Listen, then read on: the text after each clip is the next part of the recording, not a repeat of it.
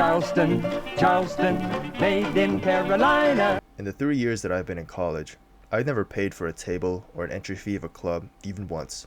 So in this video, I'm going to be going over how to sneak into clubs in Shanghai. So realistically, there's really only 3 strats that can work here. Number 1 is to know the promoters. Number 2 is just pull off some trickery. And number 3, just plain sneak in. This method is the hardest and least reliable. And now in terms of difficulty, the easiest one is definitely to add a promoter. They're usually just skulking outside of the entrance of whatever club that they're promoting that night. All you need to really do is go up to them, say hi, ask if there's any club that they're promoting, and more likely than not, they'll say of course, and get you in for free. For this strat, you don't have to stop at just promoters. It's also helpful to be able to know club owners, event organizers, DJs. All of these are very low risk and simple channels for you to be able to get into clubs for free. The world is all about connections after all. So for my first story, sometime around sophomore year, I catch wind of some news that the Thailand Cultural Club was hosting their own student DJs at a local club called Sensation, and signing up for this event meant free entry as well as free drinks. So you know that next weekend me and my friends pull up, and showing that we signed up for the event, we got in for free, while the normies had to stand outside. We also got to skip the line. It ended up being a good time, but the free alcohol was a bit suspicious, so we just stuck to beer. That's another tip for y'all new to the party scene. Never trust free alcohol from anyone. You never know what kind of shit they're putting in there. Could be pure ethanol, you'd never know.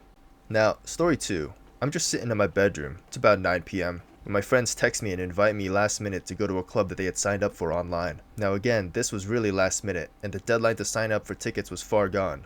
But even if I could sign up online, tickets ran for about 150 to 200 RMB per person, and I definitely wasn't trying to pay that.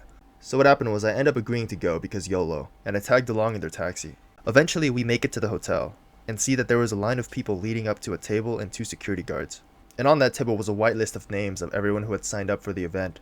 Now, a normal person might get spooked about the fact that, well, their name is not going to be on that list. But when it comes to crashing a party, you just have to full send. When me and the 2 buddies I was with reached the front of the table, they easily pointed out their names on the white list. And once it came time for me to do the same, I nonchalantly glide my finger down the list of names until I find one that looked good, and just said that that was me. And without missing a beat, my friends nodded in agreement and confirmed that indeed I was totally that guy. Security doesn't suspect a thing. I get my wristband and we quickly slip into the crowd of people before the real persons showed up and exposed me. A tip for this method: you need to have full confidence going in. Can't have any hesitation or guilt. Bouncers and doormen can smell your fear. For my third and final example, I tried my hand at sneaking into a real commercial club, INS. Now, this is the big leagues. The clubs I snuck into before? Chump change.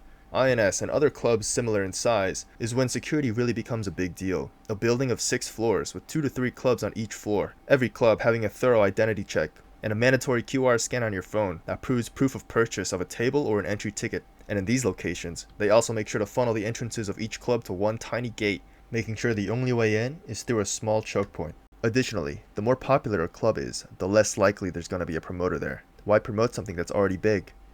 Now these places are the toughest to crack, and the only real ways to sneak in is to have someone else already on the inside who can vouch for you, or if some drunk idiots cause a scene big enough for you to slink inside.